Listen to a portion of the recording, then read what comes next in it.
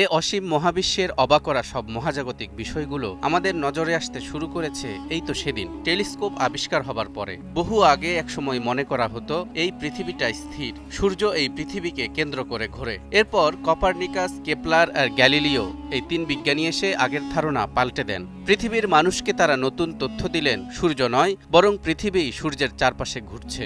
বহুদিন পর্যন্ত এই তত্ত্বটি টিকে থাকে। মহাকাশ গবেষণায় যুগান্তকারী এই আবিষ্কার অনেক গুরুত্ব বহন করলেও সে সময়ের বিজ্ঞানীরা এটা প্রমাণ করতে ব্যর্থ হন সূর্য তার নিজ কক্ষপথে অবিরাম ঘুরছে। তবে অত্যাধুনিক টেলিস্কোপের আবিষ্কার আর বিজ্ঞানের অগ্রগতির সাথে সাথে বর্তমানে এটিও প্রমাণিত হয়েছে পৃথিবী সূর্যের চারপাশে ঘুরছে আর সূর্য ও তার আশেপাশের গ্রহগুলো সোলার অ্যাপেক্স নামের একটি নক্ষত্রকে কেন্দ্র করে নির্দিষ্ট কক্ষপথে ঘুরছে, যার ঘূর্ণনের গতি ঘণ্টায় 7,20,000 কিলোমিটারের চাইতেও বেশি। তথ্যটি এই তো মাত্র গত শতাব্দীতে আবিষ্কৃত হয়েছে, অথচ এই কথাটি আজ থেকে 1,500 বছর আগে পবিত্র কোরআনে বর্ণিত হয়েছে। এরশাদ হচ্ছে, ওয়াশ-শামসু তাজরি লিমুস্তাকাররিন লাহা যালিকা তাকদীরুল আজিজিল আলীম।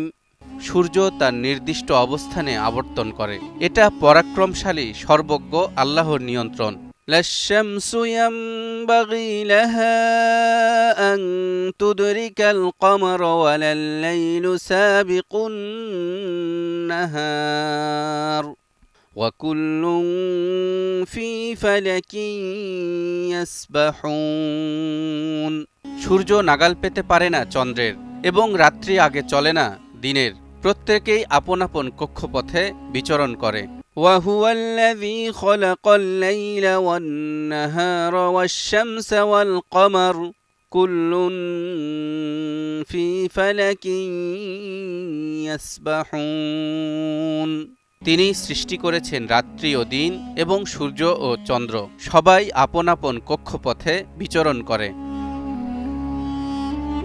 দর্শক, এই আয়াতগুলো থেকে কি তথ্য পেলেন? 1400 বছর আগেই চন্দ্র ও সূর্য আপন আপন কক্ষপথে বিচরণের তথ্য দেয়া হয়েছে আল কোরআনে। এমনকি অন্য একটি আয়াতে সূর্যের গতিবিধি সম্পর্কেও বৈজ্ঞানিক তথ্য দিয়ে বর্তমান বিজ্ঞানীদের দৃষ্টি আকর্ষণ করা হয়েছে। আল্লাহ বলেন, রব্বুস সামাওয়াতি ওয়াল আরদি ওয়া মা বাইনাহুমা ওয়া রব্বুল মাশারিক।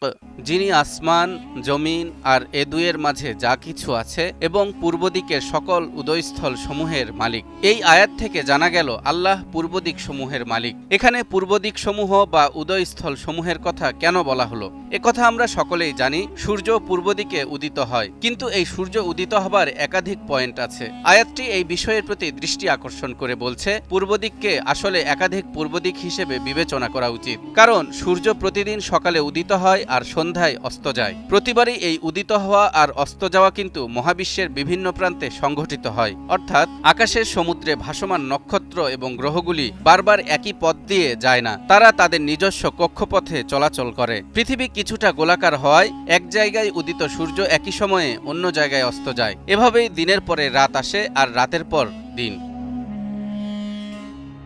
সেজন্যই আয়াতে সূর্য উদয়ের একাধিক স্থানের কথা বলা হয়েছে, একক উদয়ের স্থান নয়। আর এ কারণেই পৃথিবীর এক একটি অঞ্চলে সকালের সময় ভিন্ন ভিন্ন, এক একটি দেশ ভিন্ন ভিন্ন ঘন্টা, মিনিট এবং সেকেন্ডে সূর্য উদিত হওয়ার জন্য অপেক্ষা করে। আমরা বিভিন্ন স্থান থেকে সূর্যের উদয় দেখি। সূর্য একই সূর্য এবং পৃথিবী একই পৃথিবী, কিন্তু স্থানটি মহাকাশে ভিন্ন। দর্শক, এবার বলুন, কোরআনে 1400 বছর আগে সূর্য ও নক্ষত্রের চলাচল সম্পর্কে যা বলা হয়েছিল তা কি এখন বিজ্ঞানীদের দ্বারা প্রমাণিত হয়েছে? কোরআন সেই আল্লাহর বাণী, যিনি আসমান তৈরি করেছেন, সেখানকার পথ নির্ধারণ করেছেন এবং সূর্য ও তারাকে সেই পথে চলতে বাধ্য করেছেন। বিষয়টিকে এভাবে ছাড়া অন্যভাবে ব্যাখ্যা করার কি কোনো সুযোগ আছে? 1400 বছর আগের এমন এক লোক, যিনি দুনিয়ার কোনো প্রাতিষ্ঠানিক শিক্ষা গ্রহণ করেননি, তার পক্ষে এমন কিছু তথ্য দেয়া কি সম্ভব যে তথ্যগুলো গত শতাব্দীর আগ পর্যন্ত বিজ্ঞানীরা স্বীকার করেনি? কেন মুহাম্মদ সাল্লাল্লাহু আলাইহি ওয়াসাল্লাম সেই শতাব্দীর মানুষের বিরোধিতা করে এমন দাবি করেছিলেন এবং তার বিশ্বাসযোগ্যতা ঝুঁকির মুখে ফেলেছিলেন, যখন মহাকাশ সম্পর্কে প্রায় সমস্ত তথ্যই ছিল ভুল এবং কুসংস্কারাচ্ছন্ন? এমনকি তাদের ধারণাতেও এমন কিছু ছিল না।